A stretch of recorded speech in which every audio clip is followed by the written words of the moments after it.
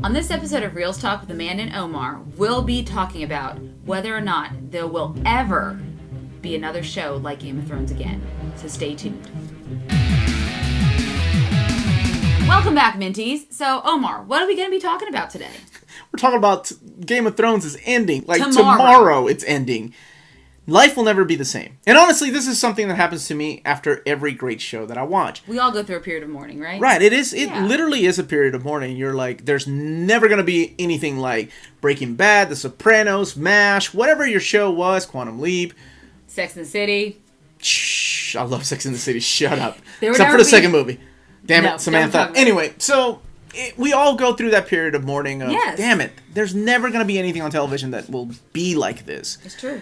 But this is a good question because I think Game of Thrones set the bar up so high. Yeah. This is the show that made muggles, people who aren't into fantasy, exactly, and things like dragons and things like that, watch something, and it was like watching the Super Bowl, things like that. There's nothing wrong with liking Fast and Furious or the Super Bowl, but it's just it was not usually their cup of tea. Amazing to see these people come and all of us together are watching it like we're watching a sporting event. Yeah, it's like back in the days we had the TV shows. Oh, did you watch that last night around the water cooler, right? Yeah. That's what Game of Thrones is.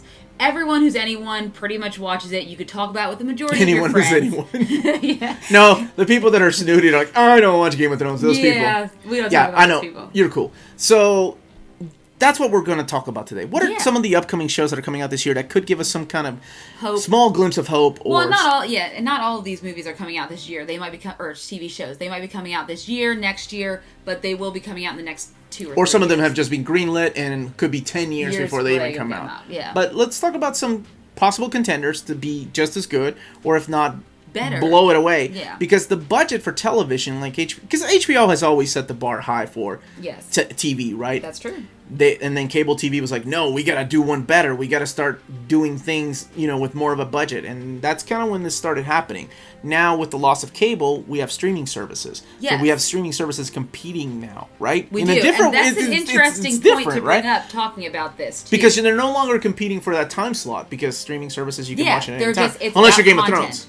Game of Thrones and HBO is a little bit different, right? Because they still have cable, right? So you still have that time slot. The time slot. Mm-hmm. So it gives that idea that you have to watch it now. And that's an interesting point to bring up that we'll talk about after we talk about some of these shows. Let's do it. Let's talk about some of these shows. What we did is I basically broke this up by streaming service. Because that's where all this content's coming from. Like he said, I think Game of Thrones, this last season had a $90 million budget. And for the entire season? The entire season. Some of these shows... And they still left a Starbucks coffee cup? Yeah, let's not talk about that. Ghost was tiny. Where's the money going? Anyway, go ahead. So let's talk about HBO first. Obviously, we've already seen some trailers and sneak peeks of stuff coming out of theirs. 2 big ones is the Watchmen series. Mm-hmm. They just released a trailer not too long ago. Yep, and with that teaser trailer. Automatically you're like, this is not Alan Moore's Watchmen. So now I'm not too familiar with the Watchmen series myself, but you are. We'll be reading it, an old reader, new reader sometime. But no, it seems to be differentiating itself from the source material, which is fine. Yeah. Unlike the movie, Watchmen is one of those things that you could never make it a TV show or a movie and do it justice. It's just impossible. And there are some books like that are very much like that. I'm sure some that are probably on this list. So let's keep going with HBO. What else is on there? The other one, which is interesting, is another one with a failed attempt at a movie, and that is His Dark Materials. Is that the Golden Compass movie? Golden Compass movie, okay. That was out in 2007. Yeah. With Nicole Kidman. So this series Great book series. It's a great book series. A lot of adult content, but it's also targeted as a children's book, so because it's a lot of religious themes and things like that. But this one is in coordination with, I think, BBC or the British production company, so it's kind of working in tandem. There's a lot of great actors attached to it. Lin-Manuel Miranda, you'll hear his name twice today. You start off with him. I always start off with him. Wow, okay. The girl, Daphne Keane, who played X-23 in Logan, is Lyra, the main character of this series. And then James McAvoy, our great Charles Xavier, or just generally great actor. He's also going to be in it as well. So there's, this is an interesting series. They already greenlit a second season, even though we don't even have the first season yet. We've seen very sneak peeks of it in like the beginning. They've got trailers. that much hope, huh? They do. They never used to. HBO never did that. They never took gambles on shows like this. They have the money now, I think, to do it too. Yeah. Well, I mean, Game of Thrones changed everything, it right? Did. Once again, I'm sorry to bring it up, but Game of Thrones, like, and whether the seasons were not renewed or not, it doesn't matter. Right? The seasons were not renewed until like the 6th or 7th episode of the previous season. So this is so different for them. Yeah. Is that all for HBO that's coming out? I mean, then you can't forget about our prequels. So there's going to be upwards of 5 prequel series for Game of Thrones. That's what the latest number is. Milk that cow, baby. The first one will premiere in 2021. We talked about that in another episode. If you want to watch more information on that, click up there. Yeah, click up there to see that. We did about down there. 3 or 4 months back. Mm-hmm. We kind of went into our speculations on what that first prequel could entail. But yeah, they're going to do quite a few of those. I think they're hoping to recreate the magic. If they already know people are invested in the world, why not keep bringing more? But that could sometimes be a good or bad thing, depending on what they're doing with it. So the next one is Netflix. So obviously Netflix also has to get on the Netflix feels like it's going to be the bastard child of all these streaming services, right? Because everybody's jumping ship. You're pulling out all the Marvel shows. Disney's pulling out everything. So they have to do more original content. They got to deal with Dark Horse now. Yes, they do. Which is smart. Because Dark Horse still has a few popular properties, despite how you feel. I mean, we got BPRD. You can still, even though it's set in the Hellboy world, I'm sure they want to set that apart from the Hellboy movie for a while now. They will. What's coming out on Netflix? So the first one, obviously, is the Witcher series, which should be coming out late this year, somewhere around there with Henry Cavill. Obviously, there were some mixed reactions to the look when it first was revealed. He's too good looking to play the character. Yeah, of Witcher, yeah. However, that's something that could potentially take its spot depending on how the production and story goes. Based on the books, right? Not the video game. The book series. Okay. Yes, based on the book series. So that's coming out. We also have, it's called Cursed. It's a forthcoming novel by Tom Wheeler, and it's a graphic novel, and illustrated by Frank Miller. Really? Yes. It's based on the Arthurian legend, and it centers around Nimue, the lady in the lake, who leaves to take the legendary sword, Excalibur, to Merlin. And so that's what this storyline follows. It's called Cursed, and they've also started development on that. So that's another potential TV show in the works that could... And it doesn't have to be in the fantasy genre, It doesn't. Right? It's just, when you think about Game of Thrones, it's, boobs. And dragons. Yeah, right. Boobs less boobs now, more dragons. Less dragons, a lot less dragons now. A lot less dragons now. I guess. Anyway, go ahead. And then, of course, we have a couple of other, they've also have the rights for Chronicles of Narnia. They're doing a series on that. Good. That should be a series. Yes. That's a wonderful book series. The movies weren't terrible, but they could do a lot. They could make it better. Yes, they could. Right? And then, of course, the Avatar: The Last Airbender series. Now, is that a live action series? Or is it cartoon? So M. Night is coming back and fixing it, right? Definitely not coming back to fix that series. Wow, okay. All right. If nothing brings me less joy in the world, is that. Yes. Anyways. Okay. So then after Netflix, we have Amazon. So we talked about the budget for Game of Thrones, and we can't not talk, when we talk about budget, we cannot talk about it without talking about the Lord of the Rings prequel. So what is the budget for Lord of the Rings? Okay, well, keep in mind, they bought it for about $250 million. Bought it from who? Bought it from the estate. The state? And of course, yeah. Holy shit. And they're looking at, for this season, they're committed to produce 5 seasons of it already. They are committed for $250 million. We were looking at close to upward of $1 billion for overall, maybe for the budget for the first season. $1 billion for the first season. They're gonna go crazy. And now they did confirm with a few teaser pics and stuff on their websites that it's not going to be a young Aragorn. It's going to take place in the Second Age when the elves forged the rings. So it's borrowing from the Silmarillion and the Indexes. Yeah. I say that like I'm a Lord of the Rings scholar. Yeah. But I'm not. I just So when Sauron was conquering the land the first time, so instead of a misty, one-eyed, no-bodied Sauron, we might actually get a person. Sauron. It's interesting to see that. I'm a fan of the movies, not and it has the Hobbit. And see, what's nice about that is it has a large following already because of Lord of the Rings, right? Right. I mean, and the most Hobbit movies did well, even if they weren't spectacular films like the first trilogy was. That's why I think Narnia will do it well, too. Agreed. But I think most people that have read George R.R. Martin know that he borrowed heavily from Lord of the Rings. You can tell. So then definitely there's a lot of... I watched that episode with the singing. I mean, they borrowed heavily. The Davids did. Oh. Yeah, the Davids borrowed heavily from... I meant the tone of the book. Yes, and of course. So it's going to be interesting. I'm gamed. I'm excited for that. I am very excited about it. So right now is a good time to remind you all to hit that like button if you're enjoying the content of this channel. And if you haven't subscribed, please think about subscribing. So yes. Carry on. Yes, definitely. So... Then the next one, which is interesting because we were just talking about it, is Amazon is also developing a Conan series.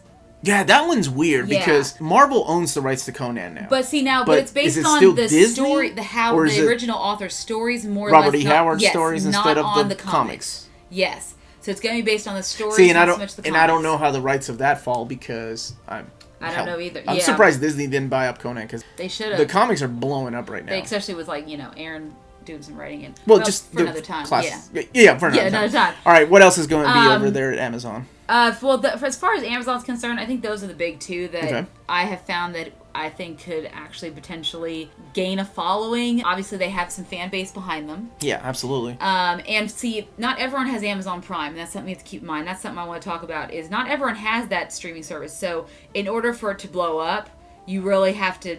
It has to have, devoted following. People have to say it's not just a show for those who already love the franchise. It's a show for anyone, regardless of whether or not you love the franchise. It's a perk to that free shipping. 2-day shipping.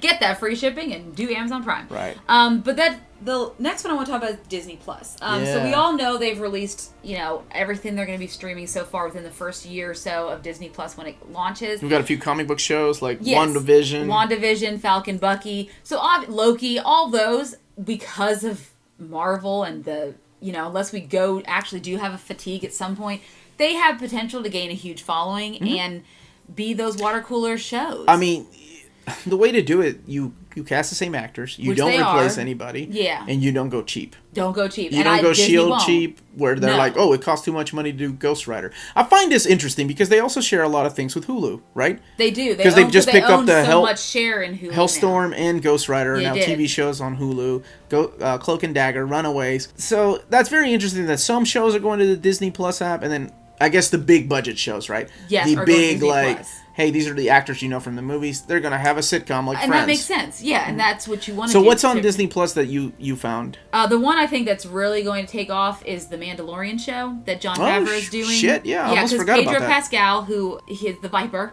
from Game of Thrones, speaking of Game of Thrones, he will be starring in that. So, and the Mandalorians are the badass of the badasses. So, and Jon Favreau is running it, right? Because I saw the trailer. It looks...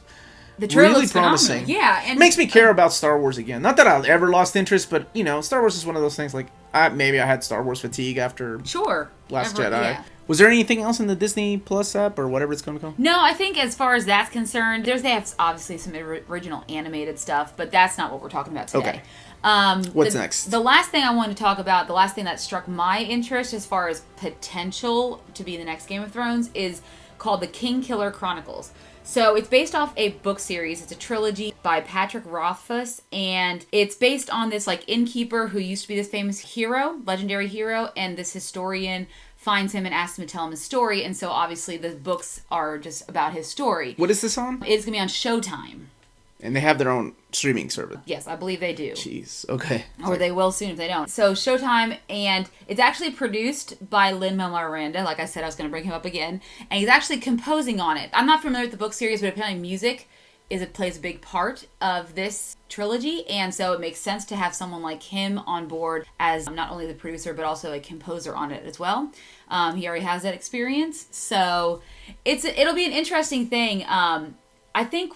when it comes down to it, when we look at all these films, it's how do they do to try to draw in your crowds that aren't really used to that fantasy world, right? Well, that's what Game of Thrones did. So now people are... The reason I said, will there ever be a show like Game of Thrones is because now people are having that withdrawal. So they're looking for fantasy elements, right? They're looking for swords and dragons. There was a couple of shows that I didn't see on there were Wheel of Time. Yes. We know that Amazon is going to be developing a Wheel of Time series. We don't know how much. I mean, we're talking about Robert Jordan and Brandon Sanderson's. Yes. That's a lot of books. And then the Dark Tower. Dark Tower, yes. They're also developing that. Which is the way it should have been done from the beginning instead of a movie. Yeah. So, yeah, with that withdrawal, now's the time. I'm curious... But I think the bigger issue is not whether or not there'll be another fantasy show like it. I think it's will there ever be a show this big that everyone's going to be into that they'll talk about? Yeah, that was the question, and my answer right now is sadly no. I agree, because I don't think there will ever be another Game of Thrones because of the way that it met that thing that we didn't know we were missing to bring people. It's so weird, right? Like I feel like I'm talking about like the second coming of Jesus. Well, it's kind of like how Apple brought in. I know with this. I went with Jesus. You went with Apple. Okay, well, because continue. they brought us something we didn't know we needed, which was like the Apple iPod, right? We didn't know we needed it, and all of a sudden it was like, or the iPhone. We didn't know we needed this technology until it happened, and now everyone follows suit. And it sounds so dramatic, but it's really true. feels like that because it brought a lot of people together. Like, you know, you look at the scenes from people watching it at bars. Look at the fucking reaction videos people do as they're watching. People watch people react to Game of Thrones sometimes more than they rewatch the show, which is crazy. But, you know, that's the world we live in. But, I mean, it came out at a good time where we still...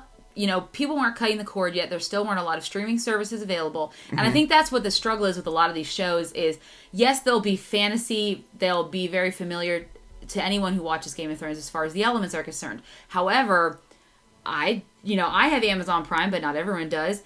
I will buy Disney Plus, but not everyone will. I don't have Showtime. It's going to be just like paying for cable. Exactly. Which is... You know, what we're coming to. And we talked about that before. We have talked about that. So it'll be hard for another one to match that level of popularity because not only is it that everyone would consider all these kind of like copycats, even though, like Lord of the Rings, obviously Game of Thrones copycatted that. However, you know. You're right. People are gonna automatically see this going, they're trying to cash in on the withdrawal and people need it. So maybe, that's why The Mandalorian's an interesting choice that we bring up, or even Watchmen, because...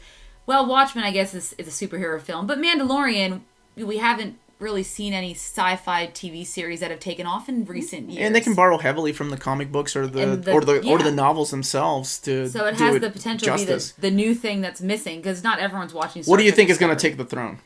Out of all these series, what do you think is going to be the next Game of Thrones? The Game of Thrones prequel? No, I'm just kidding. I don't think the Game of Thrones prequel is going to get that much love, I would love to see it be like the Lord of the Rings prequel because I love it. But I'm going with Lord of the Rings prequel. Honestly, I think it has enough of a fan following. But what are you going to pick? I was going to pick The Mandalorian. I think really. I think you think that The Mandalorian's going to blow up? It's going to have buzz that's going to be needed. That or any of the Marvel series, but we'll see what happens. That or the Wheel of Time, honestly. But I don't know much about the Wheel of Time. All I know is just it's been picked up. That's all I know. Is it Amazon? I think Amazon picked it up. Yeah. So it'll be really interesting to see how this plays out in the next few years as all these shows become developed and start airing.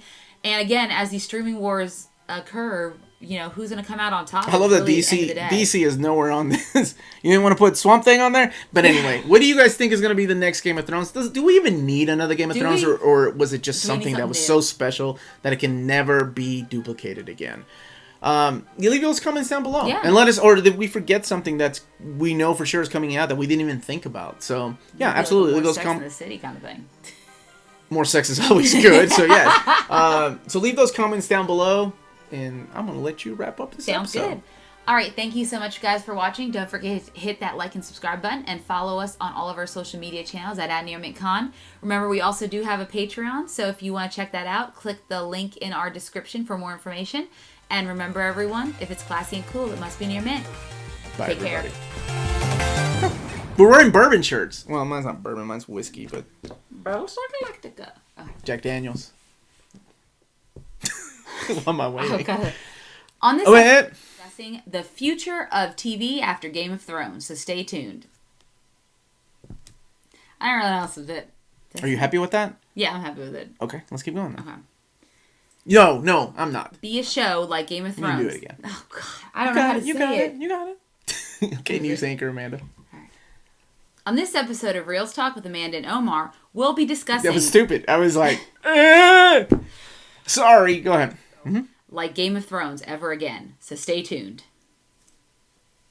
Do you want to see ever be a show like ever again? I don't know. No, I just... You got to give 5 seconds, right? 5 seconds. Yeah, I was. Okay. 5 seconds, but sometimes Omar. Okay. Omar what? Nothing. Okay.